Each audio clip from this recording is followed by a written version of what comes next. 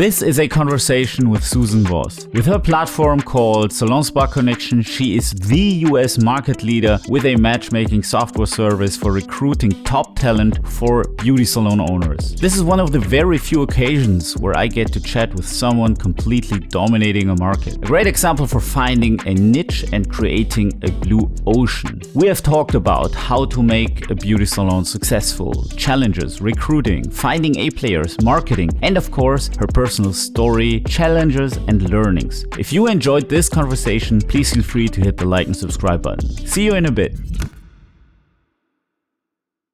Okay, Susan, you're dominating the beauty recruiting industry. How did you actually get there? What's your story?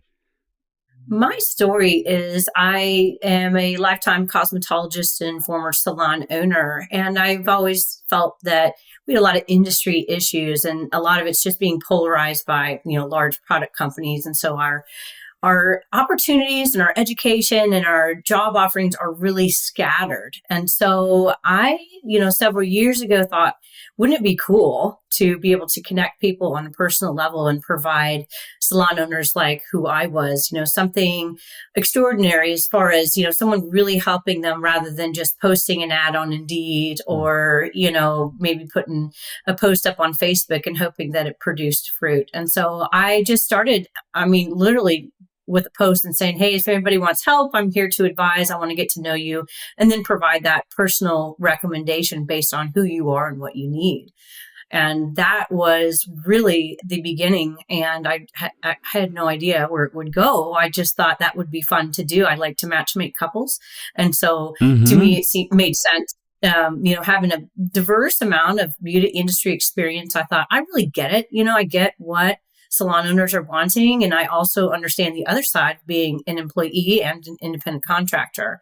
And so I just thought that sounds, it's hard to matchmake couples on a large scale. I didn't want to pursue that. Okay. So you worked in a salon. What's the difference? The difference is in a saloon you drink, in a salon you probably get more become more beautiful.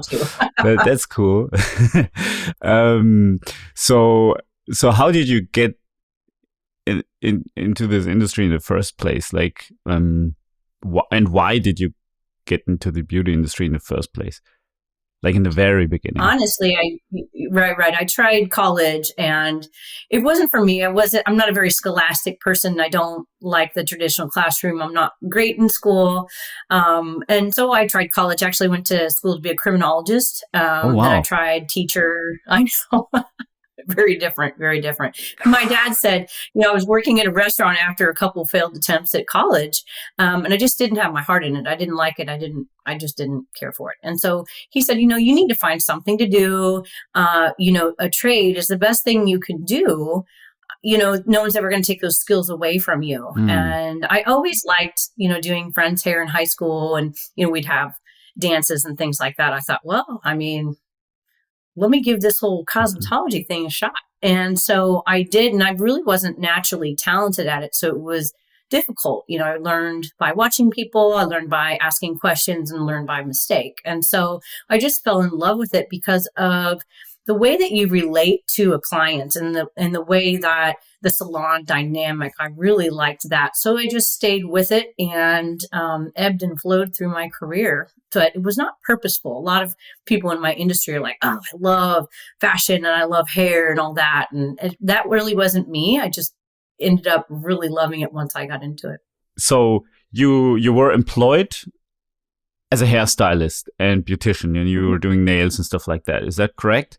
And then hair only. Yep. Hair only. Okay. And then what happened for you to, the next thing was, I think you opened your own saloon, right? Mm-hmm. Not saloon, salon. Or how you say that? Saloon may be next, though. Who knows? Yeah. Salon. And how did you get from being employed to opening your salon? That was situational. I'd had several different jobs, which is really typical for a newer hairstylist, is to sort of bounce around and, try to find your best fit. And I had no guidance. It was sort of just me working in places and then figuring it out as I went along, like, oh, this is good, this is not good.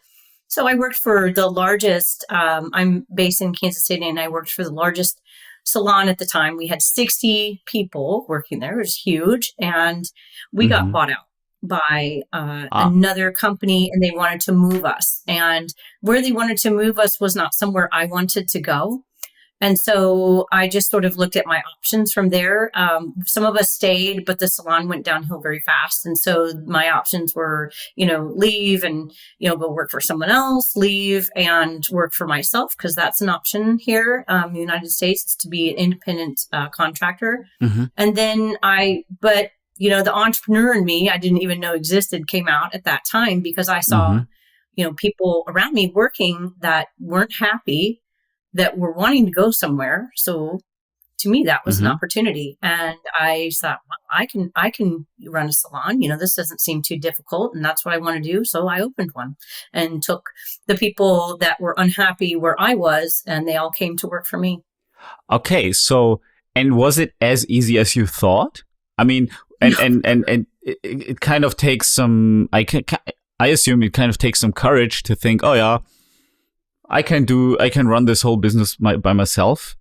I think, as an entrepreneur, you also have to do marketing, you have to manage people, you have to recruit, you have to sell, you have to invest money back into the business, and you have to be good with numbers and stuff like that. How did you develop that? Like, what steps did you take to acquire all these skills? Oh, just doing it. I didn't have any business skills. Like I said, going to school for criminology and to be a teacher didn't lend itself to understanding how to balance your books or manage people. What I knew is I knew how to do hair, and I knew how to make employees happy, just because I'd had enough experiences, as an employee myself, as to what to do and what not to do. And so I literally learned along the way. And, when I opened my salon, the people that were working with me were my former coworkers, and then I was their boss. And so that too was a whole different dynamic, because, the people I used to hang out with, I was 25, so I was quite young and still kind of in that phase of, going out and partying a little bit. Well, of course that had to end. And that was probably the most difficult transition, is to get them to listen to me, to take me seriously, and to, understand that my role was to grow them, but we're not buddies anymore. We can be friendly, and so that was really difficult. The marketing, we were very lucky to where recruiting wasn't a huge problem for me. I was kind of in the beginning because I was half full, but I was lucky enough to have, staff when I started, which is fairly unusual. A lot of times you open up and you maybe have one or two people, but I had 6 or so. So we were, paying the bills from day one. Some people left, and then I had to learn how to recruit, marketing for clients. This was prior to the internet, and prior to, all the tools that we have today. So that really, you talk about grassroots, that was it. And so that was an excellent exercise, is to learn how to, relate to people, how to reach people, new clients, because it's a lot of effort.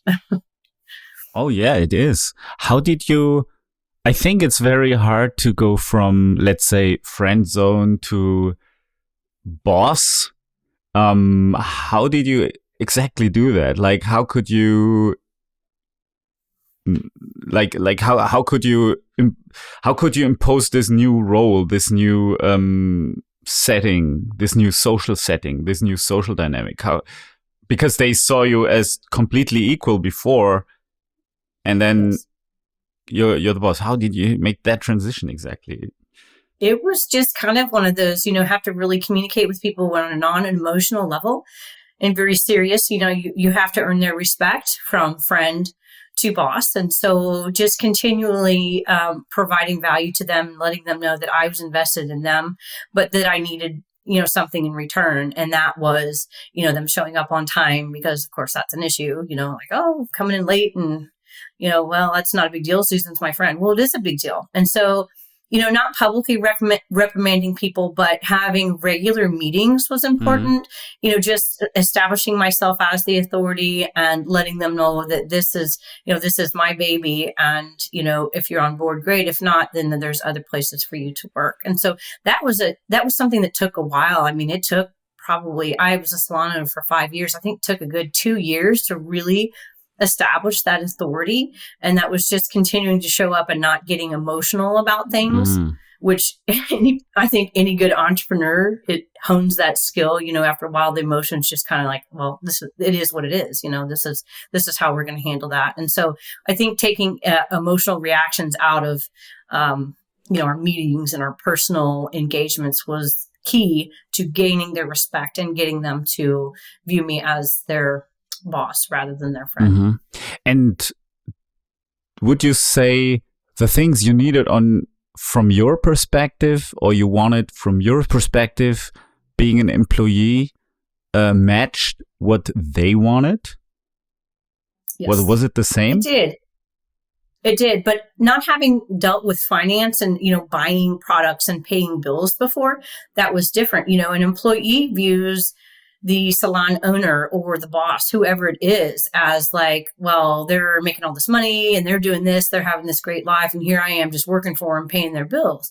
Well, that's not the case. I mean, I always told people I'm the last one to get paid. I pay you first, I pay the bills, and then I'm the last one to be compensated. I don't have some sort of, highfalutin lifestyle.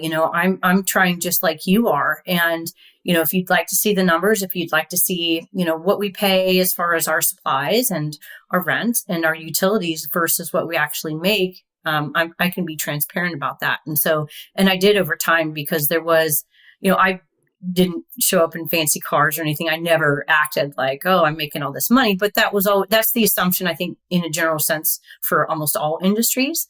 And so I didn't realize that I had that point of view as an employee, going into being an owner. And so that really shifted when I had all the bills to pay. And yeah, that was difficult, but it, any business, I think, goes through that and with their employees, but I always just wanted to support them, and they knew that I always had their back. And so I kept most of my people and added to my staff, and we were full by the time I sold. Nice. Congratulations. That's amazing. Is that beauty industry, the salon, is that competitive? Is it competitive to establish a business there? Would you recommend it nowadays, or do you think it's kind of maybe too much of a red ocean? It's interesting because I think that the competitive nature of it used to be very competitive. If as far as, what is my neighbor doing? Well, I want to do better than them. Well, we can't talk to them. But I think that social media has provided itself for a lot more transparency. And so it's not as competitive.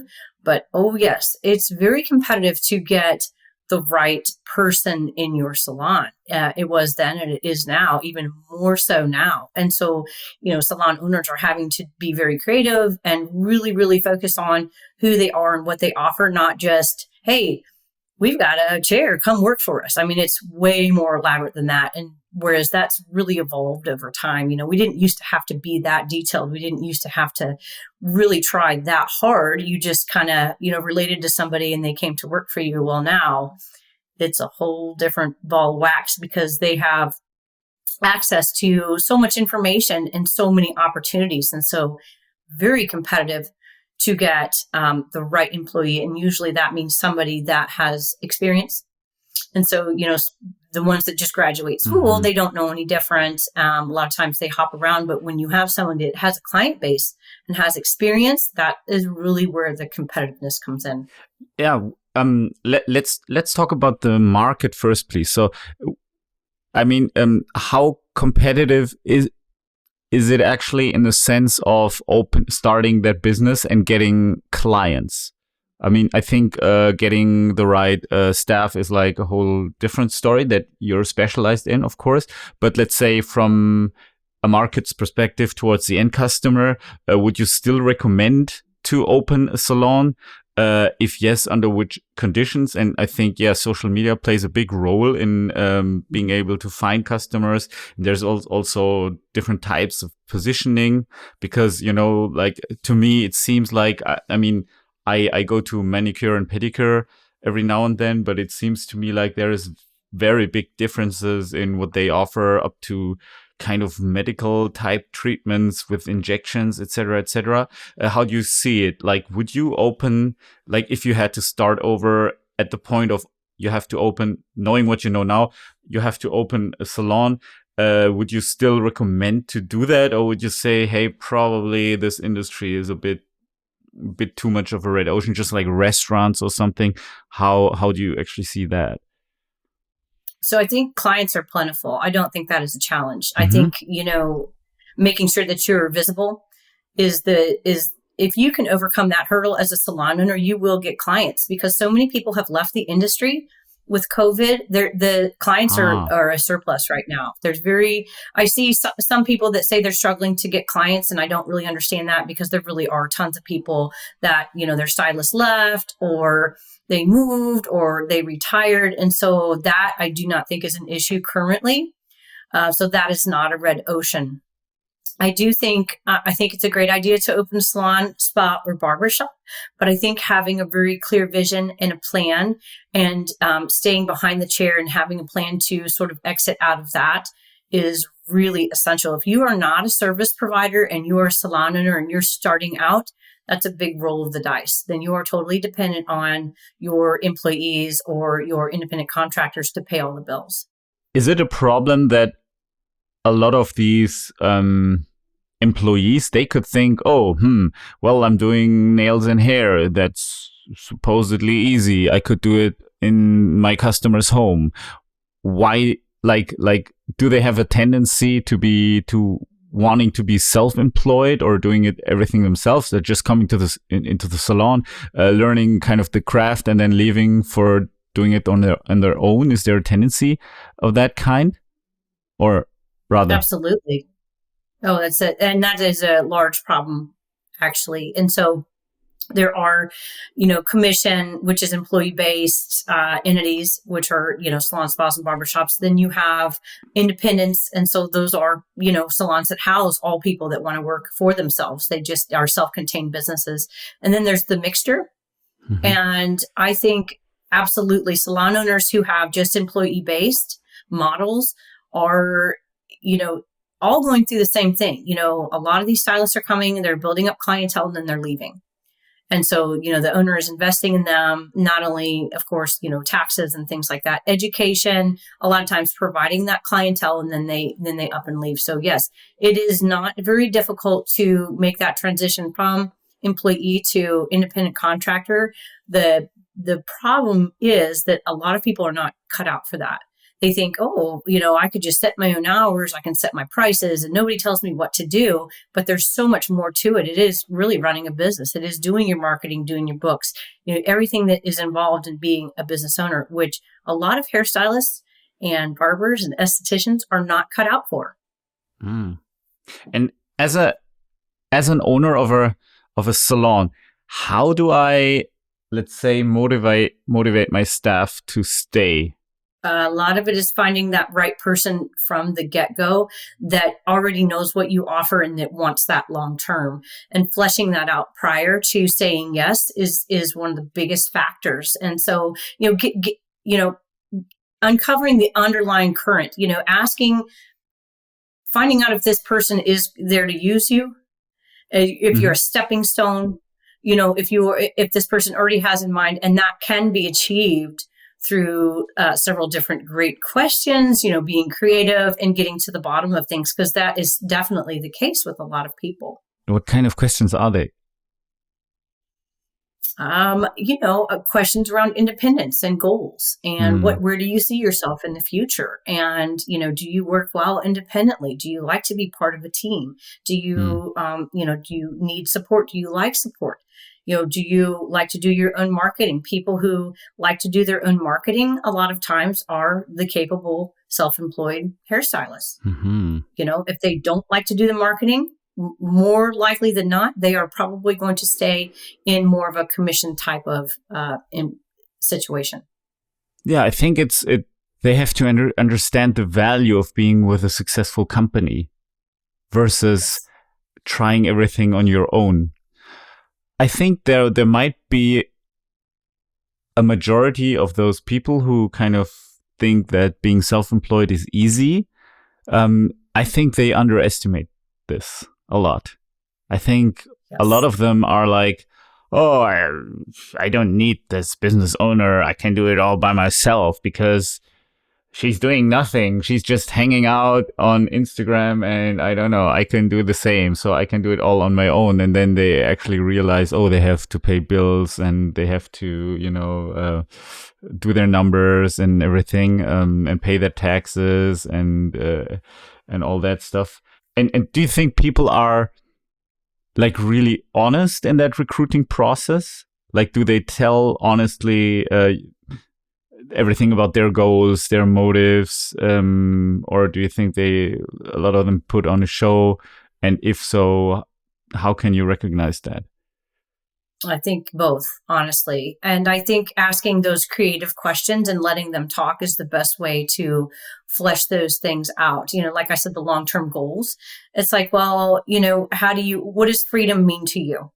That's one of my favorite questions, because the hairstylists, when they view freedom, it really means something different to everybody. And so the hairstylists, that freedom to them means being a self-employed person, they're going to answer that question a little bit differently than the person who wants to work within the parameters of being an employee. And so, just asking those really creative questions and letting them talk, a lot of times they're going to tell you. You just have to listen. So many salon owners are excited to get an applicant, and it's like they just talk, and they don't really ask enough questions about them.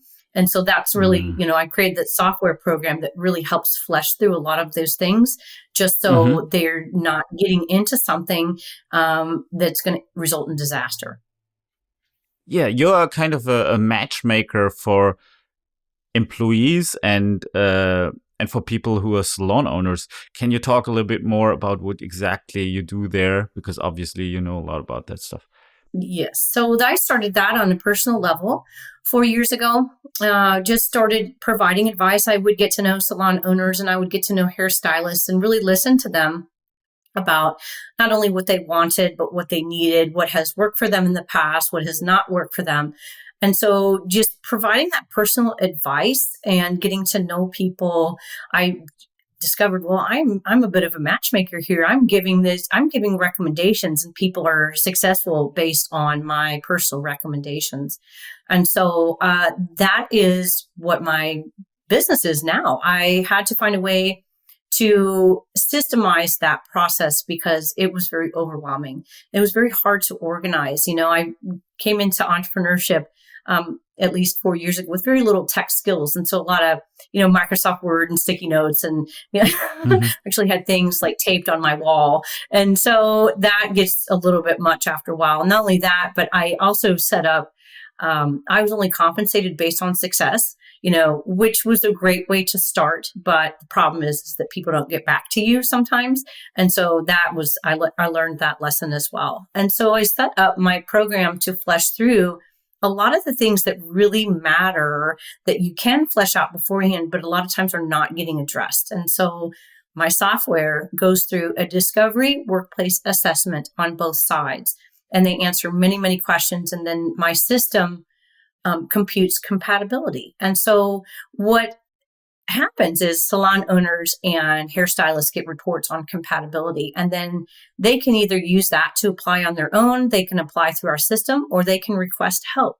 And requesting help is what a matchmaker does. And so I can actually see in my system how compatible any hairstylist, barber, esthetician is with any owner in our system. And so we can connect them seamlessly to let them, either schedule an interview or really flesh that out themselves. But it provides them more information than they would ever get from social media or, even calling, sometimes even stopping in. I've been told that, well, I had so much information going in. The first interview was actually more like the last step because I already had all that information. Okay, great. That's exactly what I was hoping for. That's interesting because I can imagine, but that's just an assumption, and I'm very curious about that. I can imagine that each and every salon owner kind of is looking for basically the same thing. I can imagine a skilled person, of course, the skills, they have to be there. Honest person, I think it's good if people have values and are honest and self-driven, motivated, and happy to work in a team, being kind, being intelligent, kind of thinking along, also like being good communicators, so being friendly with this person, with the customer. Authenticity is, I can imagine, could be a good thing, and to some extent maybe organizational skills when it comes to setting dates, appointments for, you know, the treatments, and let's say a basic level of, I don't know, like medical knowledge, so that, you know, you at least have to know what you have to look for, or what warning signs are in regards of certain treatments, especially if that involves injections, etc., etc. Isn't it like everyone is kind of looking, like from the salon owner side, from the employer side, everyone is kind of looking for the same thing? And isn't it that the potential employees are like not, like most of the time, not all that? How do you deal with it, and how do you personally see that? Yes, I think salon owners all want the same thing as far as just a level of professionalism. You know, no one wants to hire the person that's going to come in with bedhead, that doesn't brush their teeth, and can't stay on time. And those are very general things. But the thing is with our industry is that the variables are vast. And so meaning, you know, style types, you know, what type of parking situation you have, believe it or not, that's important, just because clients a lot of times don't want to, you know, be inconvenienced. And if you're coming from somewhere that has a great parking lot, moving to, you know, a downtown building that has a multi-level garage, these things can be deal breakers. And so there's a lot of different variables that actually go into what makes long-term happiness. And so, yes, we take the baseline of professionalism, customer service, you know, timeliness, but then we go much further and help them predict what this situation is going to be like. And as far as matching goes, if somebody is inconsistent in their answers, if somebody doesn't answer honestly, they won't match up. It's that simple. Okay. So it's great, because I've been asked that, like, well, you don't have any matches. I'm like, but you're providing inconsistent answers. And so they're not consistent with what you are saying online, or at least some of your other answers. And therefore you're not going to attract the right person, because you are not being honest in your assessment. Okay. So that goes both ways, right? That goes for salon owners being inconsistent, and as well as employees being inconsistent with their answers. Is that correct? Yep. Yes. And so we have made the system to where they can edit their answers, because they need to go back and look through. If they're not matching up and they're like, well, why am I not matching up? Then they can sort of self-assess and go, okay, did I really answer this correctly? Especially one of the biggest ones is for salon owners. You know, we get a lot of mixed messages from salon owners. They say, oh, I'm hiring a new grad, or they'll say, I need, you know, to hire someone with experience. Well, those are two very different things. And so, you know, if they're only looking for someone with experience, the expectation of bringing clients in is much different than with a student. And so they can actually adjust based on, you know, what their current hiring needs are. And so if they are, you know, going from hiring hiring a experienced stylist to hiring a student, they can adjust their answers to reflect what the current hiring need is. I can imagine that there is some businesses, some employers, some potential employers that are more successful hiring or getting matches and actually being able to hire people. Do you think this is the case, that like just a minority of businesses are really successful with matchmaking, and the others, they have to improve? And those ones who are successful, can they actually follow through? Meaning, like, are their claims real? Because I think I'm just thinking from the perspective of a software developer, I'm thinking, hey, that could be like the challenge, having creating a platform like that. Like, are both parties really telling the truth? And can I bring success to most of my clients from the perspective of the software company? How do you see that?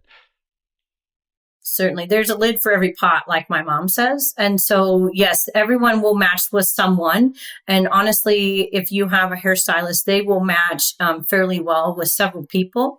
And so it's a matter of them, dialing it down from there, because software is software. It can only do so much. You're going to learn a lot more on a personal level when you go in and you chat with them. And then you're seeing if their answers are reflective of what they actually are doing. And so I think people who are consistent with their assessment, who are honest with their assessment, do get better matches. The ones that, are trying to fluff things up, they're not getting very good matches because they're not answering honestly, and it's really inconsistent responses. And so the more honest people are, the more they kind of really look inside and say, this is truly what I offer right now, the better the match will be. Mm-hmm. So, as a salon owner, because I think they're your real clients, right? The salon owners, or who in your business model, who pays for the services? I guess the employer, right? Yes. Okay. What can you tell them in order to, let's say, prepare for being able to get as much use from your platform as possible, from your software? I would say, go ahead and register, get all of your information in there, and run run a couple of your people through it, because you can actually see how they compare to your responses. And so the ones that are, let's say, ideal team members, those, if they are matching up to you, that's great. If they're not, then it's time to go back and look at your answers and maybe change some of them and really think about, your offer. It's great to have people too, to run through the system that are not necessarily ideal, to see how those people are matching up. And so I think that's the best possible way to make sure that your offer is being translated effectively, is actually taking your own people and putting them into the system. This doesn't cost any more to do that. And we actually have a model feature. So we have several of our applicants that are posing as models. And so salon owners can go in and they can look at their responses in comparison to a wide variety of licensed professionals throughout the industry. So that's really helpful too. They can see, okay, well, this is the type of person that I'm looking for. Let me see how I'm matching up with this person. And so it's a great self-reflection tool, because one of the issues that we have is that salon owners, they think, well, this is the type of person I want, but that type of person isn't necessarily interested in you. Yeah. And this is why.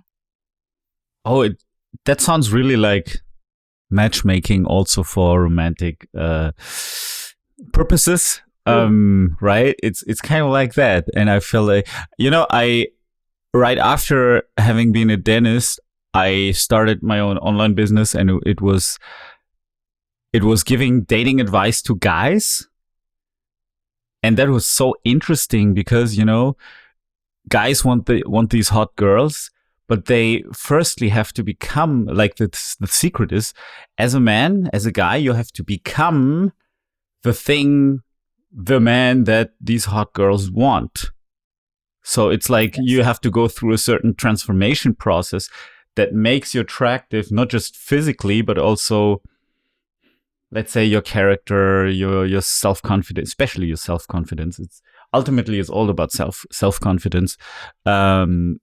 You have to transform yourself. You have to go through this transformation. So I can imagine that using your software in the way you just described, you are improving a lot of businesses, a lot of salon owners, so that they can realize, okay, I need to change in order to have these types of employees. Because let's face it, as a business owner, you want A players.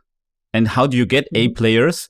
By providing them the right environment and culture, and they want to see you're being able to do your job. They want to see you being professional as an employer, because if you want professional people, you have to be professional yourself. You cannot have a shitty homepage, neglected social media, etc., etc. It all has to be on point in order to be able to attract those types of people, right? 100%. That's it. Yes, and that is a difficult thing to translate. that the software does for me, because that's hard, because people don't like that sort of criticism, unless they directly ask, why am I not attracting people? And I can go through all their assets and say, well, I mean, this is why, that's 100% the case. I totally agree. Very cool. And do you actually offer trainings or consulting for either employees, potential employees, and or salons, business owners that don't have too much success, or maybe even they have decent success with matchmaking? Absolutely. Yep. I consult all the time. Actually, it's one of my favorite things to do, because, while software is great and it's an excellent program, really talking to people and hearing stories and understanding their specific wants and needs, it is not only helpful to me, but to be able to help someone directly like that is really, really awesome. And yes, I do consult generally for salon, spa, and barbershop owners. Sometimes the licensed professional wants to talk. I usually will talk to them for free because it's a little quicker. But I definitely do consulting and have done that ever since I started my business. Actually, I did it not paid for a long time. Just sit and talk with people and listen. But that's how you learn, and that's how you can provide value. And I'm super thrilled that people know I'm the one to call. I talk to salon owners all the time. They're like, Susan knows, we're going to have to ask her. She talks to everybody.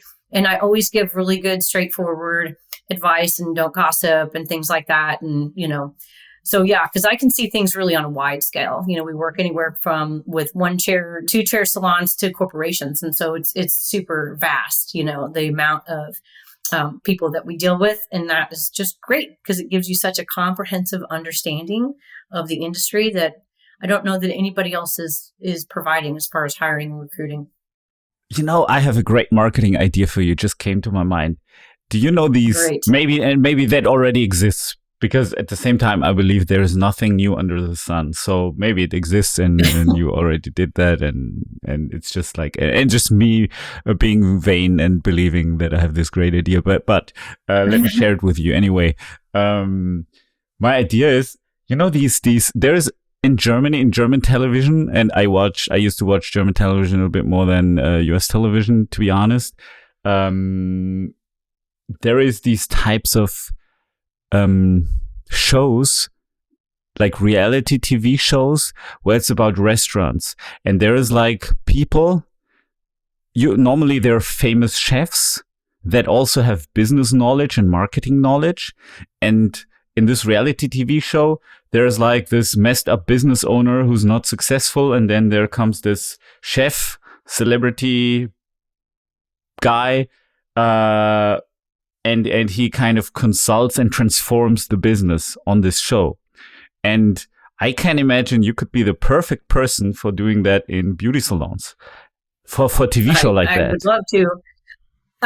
I'm a bit of an introvert. And that actually, someone has done that. Her name is Tabitha Coffee. And, she's pretty hard-nosed. And so she would go in, and I can't remember the name of the show, and I don't think it's on anymore, but it's very interesting. So she would go into salons and work with the salon owner, work with staff. And I mean, she would kick some ass. I mean, it was really interesting to watch. But yeah, no, I think that would be really fun, because that is one of my favorite things to do, is to work with someone one-on-one and really dive in with them, with their business. Yeah, I think I could see you in that, like in my imagination. I could see you doing that, because you're already doing that, and it could be a good platform for promoting your software. Another thing that's very interesting for me, which is kind of like one of the biggest, it's kind of like, for me personally, as a software entrepreneur, it's like an elephant in the room. How did you get from a salon owner to software platform owner? Like, how did you actually, because it's very hard to develop good software. Yes. And because it also needs to be maintained, and it needs to be running, it needs to be kept running. It's very expensive and complex. How did you do that? And I know software development in the US is super expensive, more expensive than in Europe. How did you do that? That was not my plan. It was a matter of understanding tech and the limitations of tech For instance, I started with a Wix website, Mm-hmm. and that to me was great because I had a website, and then I got a Squarespace website, and then I got a WordPress website. And just understanding that WordPress was about as good as it was going to get as far as a web platform, I knew that if I wanted to grow and if I really wanted to truly help people, then I would have to have a custom system. And so it was a matter of, okay, so that's custom software. Okay, well, what the heck is that? And so it was never a plan. And it was a matter of discussing with a couple different people what that looks like, the expense. And I will say that designing the software program, I didn't code any of it. I don't do any of that. But the designing of it was very cathartic in many ways because it's very, very detailed. And I'm a big picture person. I'm like, oh, I want this and I want that. And so then going through that process of designing it and like every single screen, every single function, it's like, oh my gosh. And it was great for me as a person. It was a lot of personal growth. And so, it's not for the faint of heart, as you well know. It's very, very time consuming. It's very involved. It can be highly stressful. And I can see why a lot of software programs don't make it because they don't think through all the things and they don't really provide that, clear path from sign up to monetization or sign up to usage of the software. And so, not in my plans, but has been incredible. And I've really, really enjoyed it. Miro, I need to become a brand ambassador for Miro. Mm-hmm. Miro, I don't know how you pronounce it. What without that application, I don't know that we would be where we are now because it's communicating. I mean, I'm a visual person, so being able to draw things out and link things and, make all these different lines and stuff like that has been huge because we started in a Google Doc, which you can imagine you need those flows, you need those different processes. So, not in my plans, but it's been incredible. And I really, really like it. Thanks. Is the software now completed and has all the functions it needs, or does it need like regular updates where things change? Is it ever complete? It's very strange to have an unlimited amount of technology and capability. And so what we need for now, yes, it is complete. Actually, our function, we have a free schools program, free for schools and students, and that is actually available this week. And so that is the last major piece of the puzzle for now. We have a lot of ideas. I want to offer a real comprehensive package for salon owners, everything that they need to run their business. I'm not interested in appointment software. I'm not interested in payment processing, but I am interested in providing all of those HR needs that they don't have. They're looking for templates for contracts. They're looking for all these different things that they don't have easy access to. So I don't think it's ever going to be done. Yes, we're good for now. But having that capability just lets your mind just, I mean, you know what I'm talking about. Absolutely. It's incredible.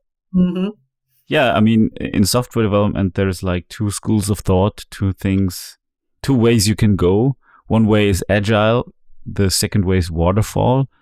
Both have their pluses and minuses. Waterfall, basically, I don't know if you're familiar with that term. It basically means that you have to make a detailed plan for everything and have to lay out everything. And agile means that along the way you get new ideas, you change up things, and you do that as a system. So it's not an accident that you keep changing things all the time. It's like systematized.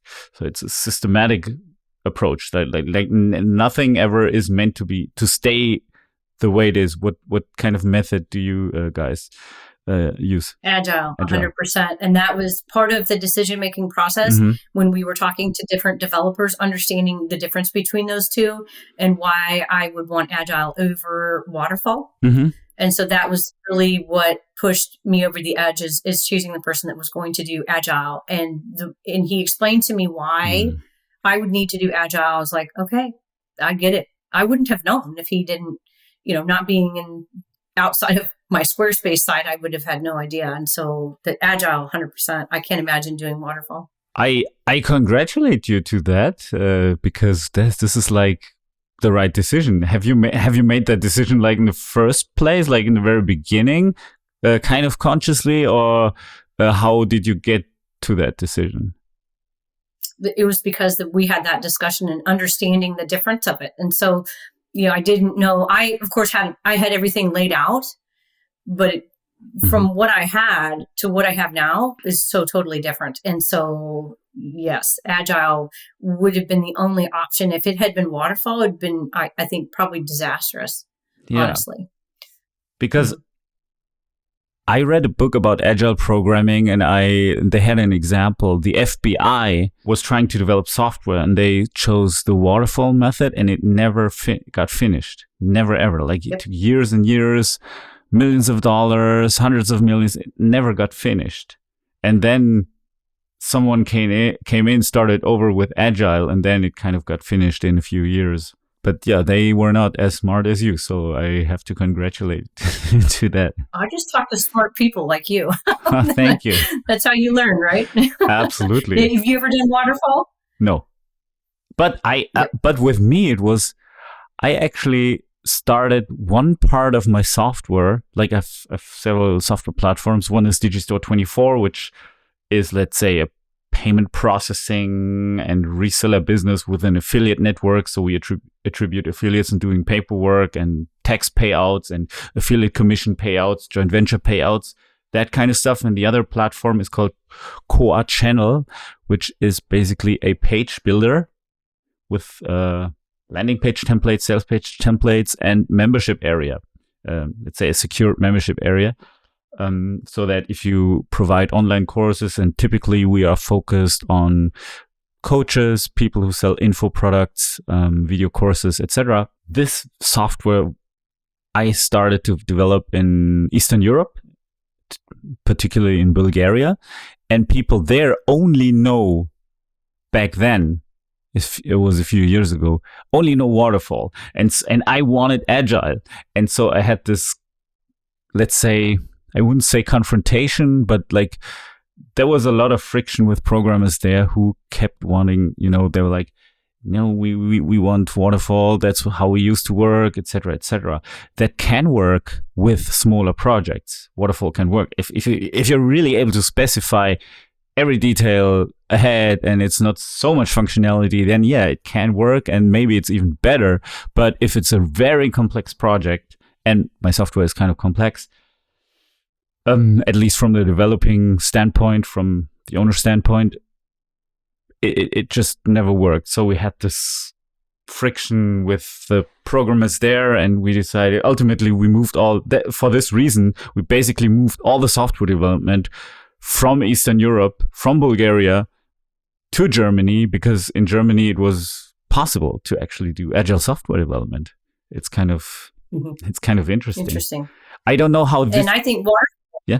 If you really knew, like if you had experience with software, like I couldn't imagine doing what I've done with waterfall. Now I could possibly do waterfall because I know how it goes and I know what to do, what to say, all that good stuff. But I can't imagine not having experience getting into waterfall. I think that'd be really, really hard.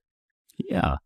I mean, now you have experience and now you know what your software should look like. So you have an excellent prototype that you can showcase. And so it's kind of more easy than I can imagine. Yep.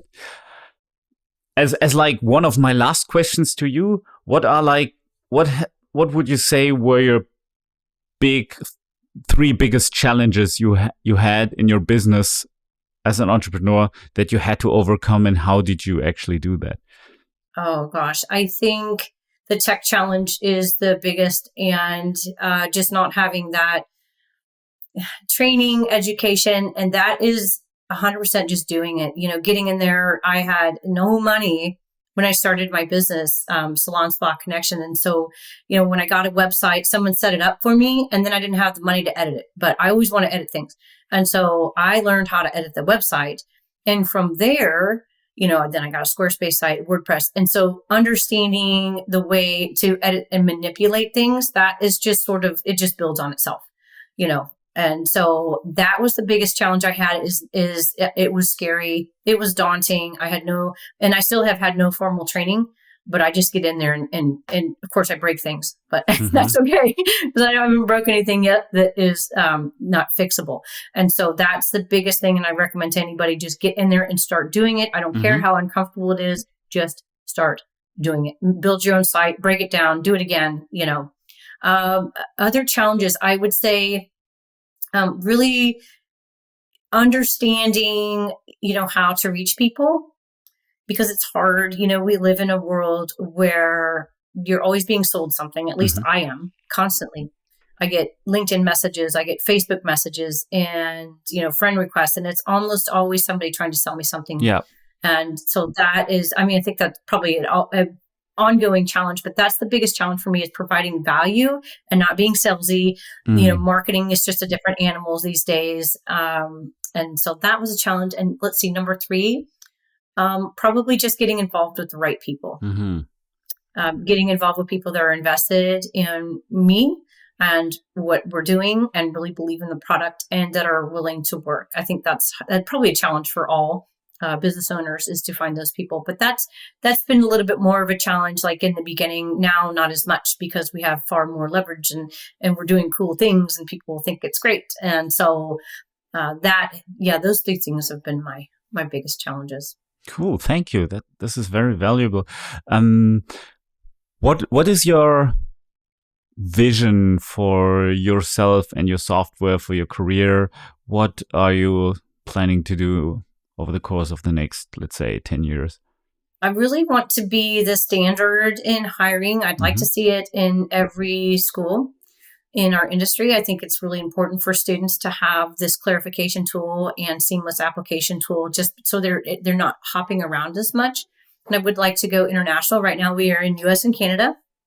And the reason that we didn't go international right away, well, there's a couple reasons. Obviously implementation is difficult, but I think that there's nuances to all different parts of the world. In Europe, there's more employee-based salons, but the dynamics may be different. And so as long as I can understand what that looks like, I'd love to have this be an international program. And yes, the standard of hiring, because honestly, we really need it. Cool. Thank you very much. Susan, if someone wants to learn more about your services or you as a person, how can they find you and reach you the best? I'm LinkedIn. My name is spelled SUSANWOS. Pronounced Bosch, but you probably knew that since you're in Germany. But people butcher it all the time. So LinkedIn is a great place to connect with me. On our social media, we're growing our social media channels from nothing, and it's going really well. So Enlightened Hire on Instagram or Facebook. I do have someone that runs my social media, but they do provide the messages that are for me directly. Of course, on our website, you can reach us there as well. We've got the little chat bot, we've got the contact, and then all the way at the bottom of our page, we've got tons of freebies for people. And so it's downloadables for salon owners. They're looking to understand how to better hire and attract their best fit. That's cool. Thank you very much. Susan, Wos sounds like a German name. I know a guy who has this name. In German, you would say Wos. Yep. Not was. Just that's very interesting. Yep. I always like to find German names somewhere else. It's nice. Susan, thank you so much for your time, your effort, and your input. I'm pretty sure the audience is going to love it. And thank you so much. Thank you for having me. It's great to talk with you. If you enjoyed this episode, hit the subscribe button and never miss an episode of Svencast again.